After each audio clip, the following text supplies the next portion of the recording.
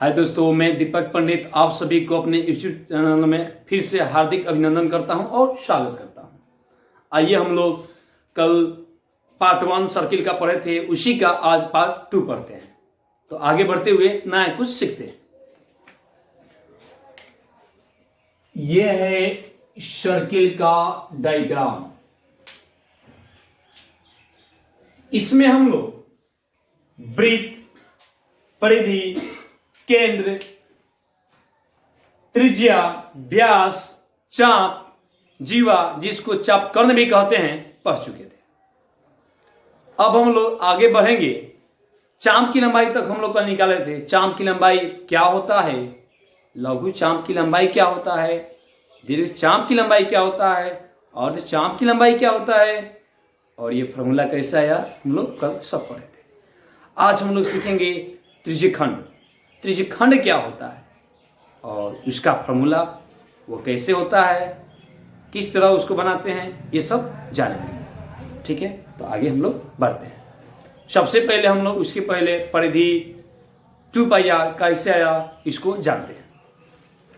तो किसी भी वृत्त के परिधि, किसी वृत्त के परिधि मतलब ये वाला भाग और इसके व्यास, ये वाला भाग का अनुपात हमेशा अचल होता है। किसी वृत्त के परिधि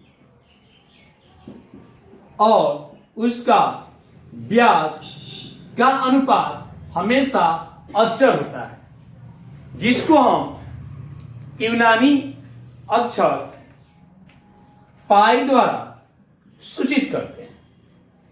पाई का वैल्यू 22/7 भिन्न में और दशमलव में 3.14 समथिंग यहां होता है। यहां पर परिधि और व्यास का अनुपात जो होता है वो अचल होता है, जिसको हम पाई कहते हैं। यानी कि परिधि यानी कि C बराबर हो जाएगा पाई गुने व्यास।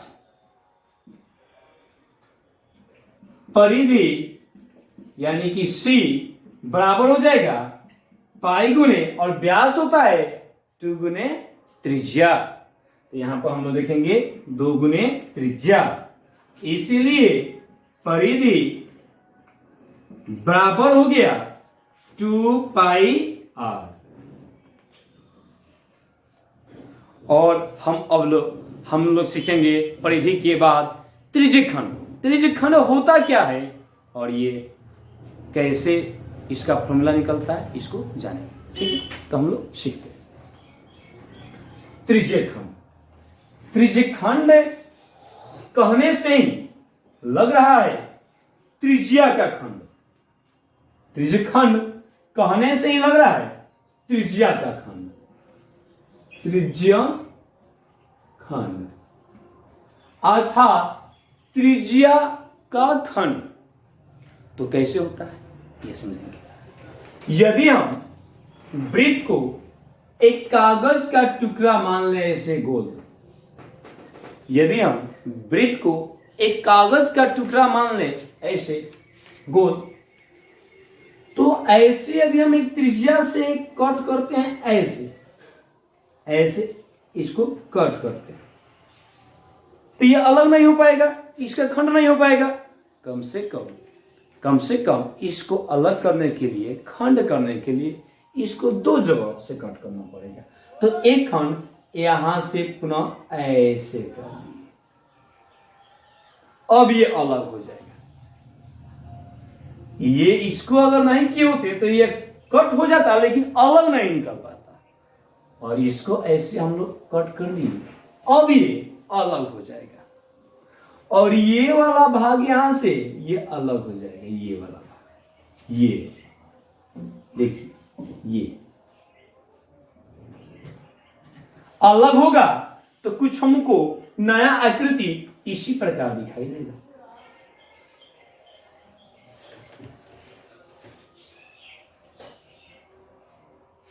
चलिए, ये तो अलग हो गया है। ये अलग हो गया है, मतलब इसमें नहीं। तो त्रिज्यखंड क्या मतलब हुआ?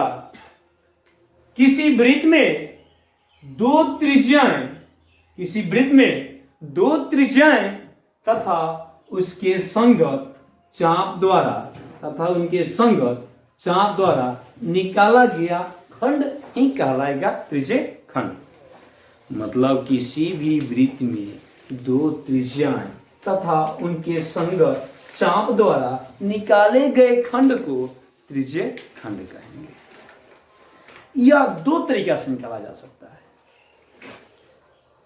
या तो हम लोग इसको ऐसे केंद्र हो गया, इधर से कट करेंगे और इधर से कट करेंगे, मतलब एक त्रिज्या इधर से और एक त्रिज्या इधर से। इस समय ऐसे हमको मिलेगा और ये ऊपर वाला भाग ऐसे मिलेगा। तो ये भी त्रिज्या से निकाले गए खंड है ये, और ये चाप है, ये अर्ध चाप का काम करेगा, ये पूरा आधार है।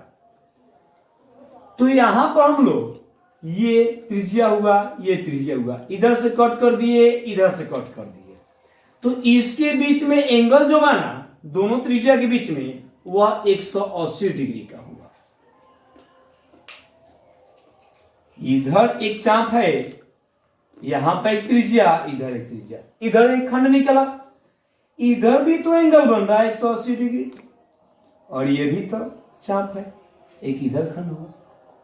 इस प्रकार हम लोग जब इस ऐसे कट किए तो हमको दो गो आधा आधा भाग में वृत्त का खंड हो गया। तो इसको कहेंगे हम अर्ध त्रिज्य खंड। ये भाग भी कहलाएगा अर्ध त्रिज्य खंड।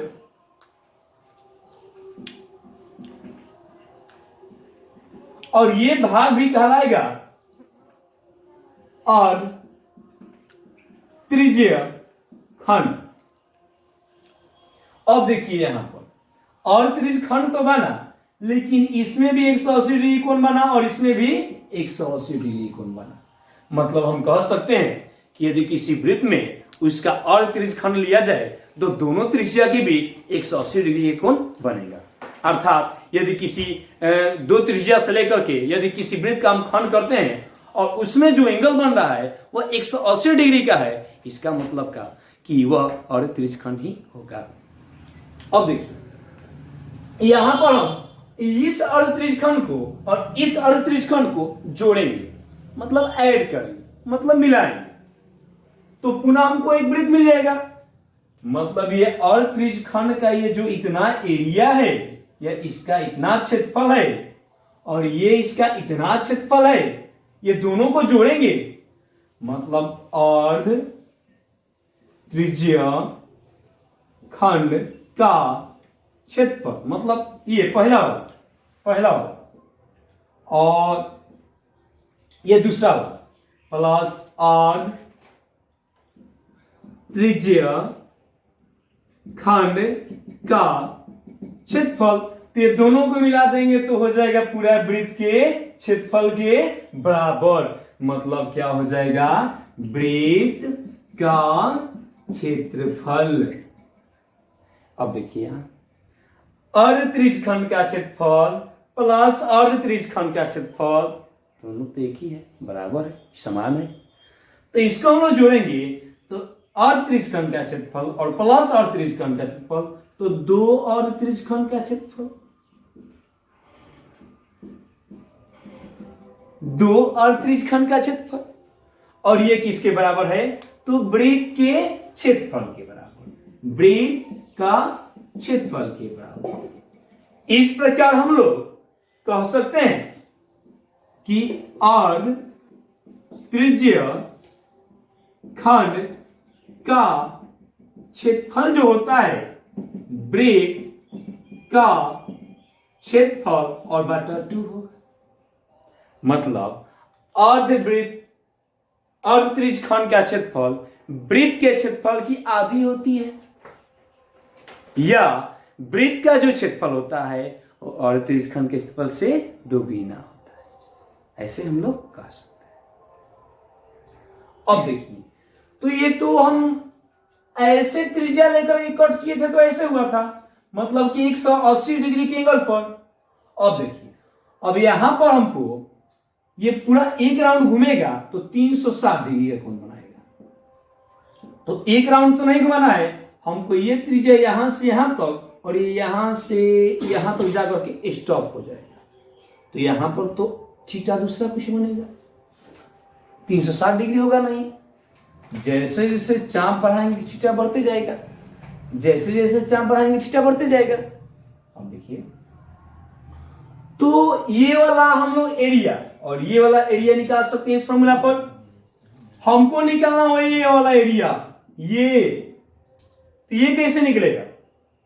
और इसको कहेंगे क्या? इसको तो नाम दे दिया और त्रिज्यखंड का क्षेत्रफल, और इसका भी नाम दे दिया और त्रिज्यखंड का क्षेत्रफल। दोनों बराबर है, दोनों का नाम सेम, दोनों का फॉर्मूला सेम, दोनों का मान सेम। अब इसमें ये त्रिज्या हम ऐसे कट किए और इसको ऐसे कट किए, तो इसमें जो एंगल बना वह 180 से कम होगा, क्योंकि 180 ये पूरा ना होता है, इतना ना, तो इतना वाला तो 180 से कम होगा। मतलब क्या कि ये 180 से यहां पर अगर थीटा है, यहां पर यदि थीटा है, तो ये जो पर्सन है ये वाला भाग मतलब क्या, इसके अलावा जो ये बच रहा है, यह एरिया के अलावा जो ये हम dot dot dot dot dot dot ऐसे छांकित जो ये कर रहे हैं, ये वाला जो भाग बन रहा है, उसमें जो एंगल बनेगा वह जो होगा वह 360 डिग्री माइनस थीटा होगा, क्योंकि यह वृत्त के केंद्र पर बना कोण 360 डिग्री का होता है। एक चक्कर मतलब एक राउंड मतलब केंद्र पर 360 डिग्री का कोण। तो यहां पर यदि थीटा है तो यहां पर 360 डिग्री माइनस थीटा होगा। तो देखिए, आधा आधा यदि हम कर दिए थे तो यह 180 डिग्री का हुआ था। तो जब थीटा का मान 180 डिग्री के बराबर हुआ था, उस समय में वह दोनों भाग में जो वृत्त अलग अलग भागों में बट गया था त्रिज्या से, उसको हम लोग कहते थे अर्ध त्रिज्या खंड का क्षेत्रफल। अब यहां पर ये जो थीटा है, जो यहां पर ये छोटा वाला चाप है, देखिए ये छोटा वाला चाप है, ये जो है यहां से यहां तक जो है वह छोटा वाला यह चाप है, और शेष जो है इधर वाला, जो कि इसके पहले वाले वीडियो में हम बतलाए हैं, ये जो है शेष ये बड़ा वाला चाप है। ये तो छोटा वाला चाप के साथ छोटा एंगल और बड़ा वाला चाप के साथ बड़ा एंगल। तो छोटा वाला को कहेंगे, छोटा वाला को लघु त्रिज्यखंड का क्षेत्रफल। मतलब ये वाला जो इसको काट करके जो यहां पर ये जो बाहर किए हैं, मतलब ये वाला, इसको कहेंगे, ये जो है ये इस एरिया को हम लोग कहेंगे लघु त्रिज्यखंड का क्षेत्रफल। इस एरिया को हम लोग कहेंगे लघु त्रिज्य खंड का क्षेत्रफल। और जो बाकी का ये इसमें बच गया, देखिए इसको अलग कर दिए, तो इसको अलग करेंगे तो यहां पर हमको इसके ऊपर वाला भाग यही बचेगा, यही मिलेगा। देखिए, तो ये जो वाला जो भाग होगा इसको हम लोग कहेंगे दीर्घ त्रिज्य खंड का क्षेत्रफल। और देखिए इसमें यह 180 तो इतना ही ना होता है, 180 डिग्री इतना ही ना होता है, और इसमें ये वाला पर्सन ये वाला भाग बढ़ गया है। मतलब क्या कि दीर्घ त्रिज्यखंड के क्षेत्रफल के लिए जो थीटा का मान होता है वह 180 डिग्री से ज्यादा होता है। यह है दीर्घ त्रिज्या खंड का क्षेत्रफल के लिए शब्द। और इसमें यदि थीटा का वैल्यू 180 डिग्री से कम हो तो इसको हम लोग कहते हैं, मतलब ये वाला लघु त्रिज्या खंड का क्षेत्रफल। ये दोनों को मतलब क्या, ये लघु वाला मतलब ये वाला भाग लघु त्रिज्य खंड का क्षेत्रफल और दीर्घ त्रिज्य खंड का क्षेत्रफल ऐड करेंगे तो फिर हमको मिलेगा पूरा वृत्त की, मतलब ये इसका एरिया मिलेगा। मतलब ये टोटल जितना एरिया है इस वृत्त का ये मिलेगा। कब?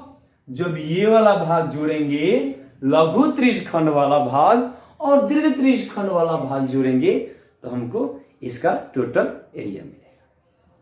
तो हम लोग इस प्रकार फॉर्मूला लिख सकते हैं नया। यहां पर देखिए इससे कि लघु त्रिज्य खंड का क्षेत्रफल मतलब ये वाला प्लस दीर्घ मतलब ये वाला, ये यहां से ये प्लस दीर्घ त्रिज्या खंड का क्षेत्रफल मतलब ये दूसरा भाग, ये पहला भाग जो छोटा है, ये दूसरा भाग जो बड़ा है, बराबर हो जाएगा वृत्त के क्षेत्रफल के। वृत्त के क्षेत्रफल, वृत्त का क्षेत्रफल हो जाएगा।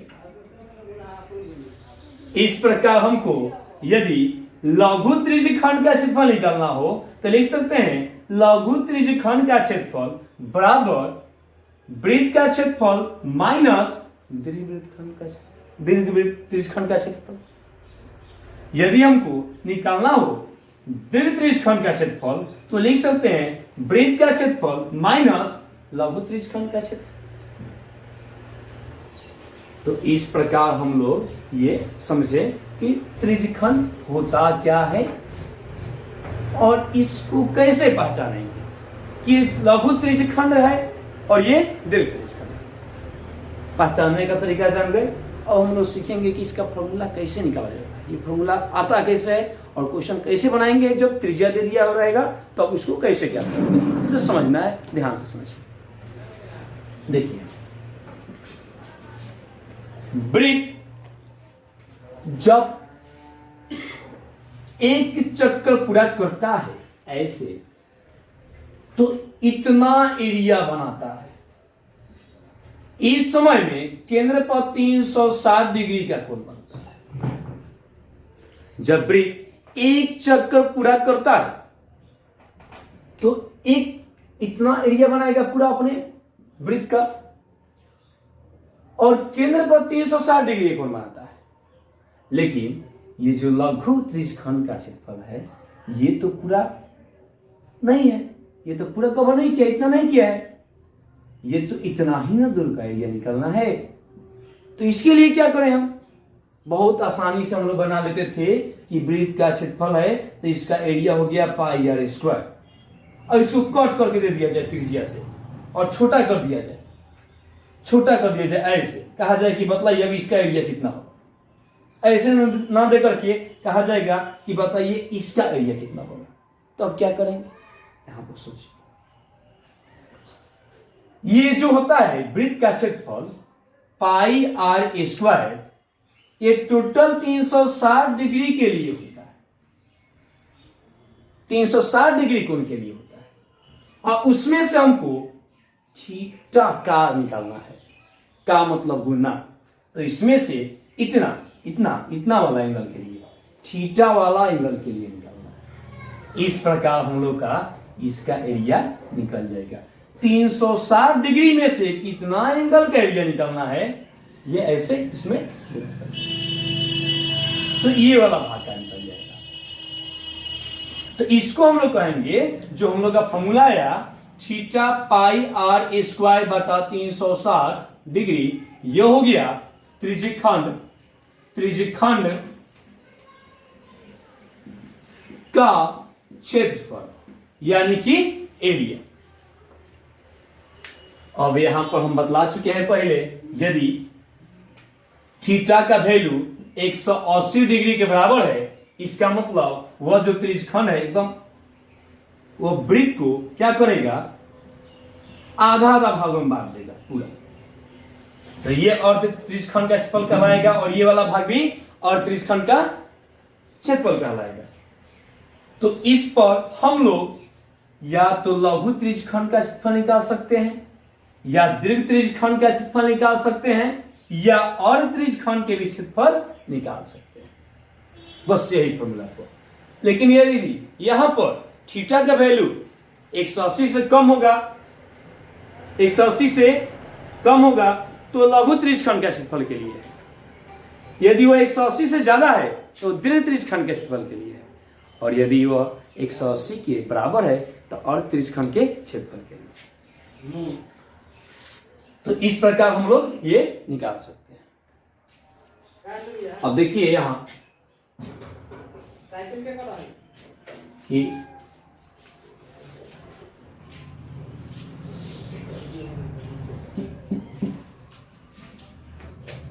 ये जो है इसी फॉर्मूला को हम तीनों निकाल सकते हैं, दूसरा कोई फॉर्मूला की आवश्यकता नहीं है। तो आज हम लोग पढ़े त्रिज्यखंड का क्षेत्रफल, त्रिज्यखंड से का फॉर्मूला कैसे बनाया जाता है, त्रिज्यखंड का मतलब क्या होता है और उसका कैसे पहचान करेंगे, वह लघु त्रिज्यखंड है, दीर्घ त्रिज्यखंड है या अर्ध त्रिज्यखंड है। अब हम लोग इसी प्रकार वृत्त के बारे में बहुत अच्छा से व्याख्या करते हुए, बहुत डीपली एकदम छोटे चीज़ें से लेकर के बड़े बड़े करते हुए उसको मतलब बहुत विस्तार में इसको पढ़ेंगे। ये था मेरा पार्ट 2 वीडियो, और अगला वीडियो में हम लोग पढ़ेंगे इससे संबंधित इसी के जैसा वृत्तखंड। ये था त्रिज्यखंड, एक होता है वृत्तखंड। वृत्तखंड पहचानेंगे कि वृत्तखंड होता क्या है और उसके बारे में पढ़ेंगे डिटेल से। तो नेक्स्ट वीडियो भी आप लोग देखना नहीं भूलिएगा, ठीक है।